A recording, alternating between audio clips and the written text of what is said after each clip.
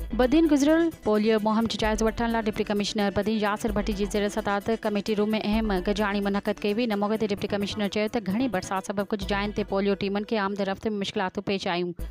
उन जे बावजूद सेहत खाते, रेवेन्यू ऐं ॿियनि लाॻापियल खातनि जे अणथक महिनत जे करे मजमूई तौर ते पोलियो मुहिम जी कारकर्दगी बहितरीन रही, पर कुझु जायुनि ते अञा बि वधीक बहितरी आणण जी ज़रूरत आहे। हुन जो त कामयाब पोलियो मुहिम दारोमदार जामे माइक्रो प्लान ते आहे। माइक्रो प्लान खे वधीक अपडेट कयो वञे।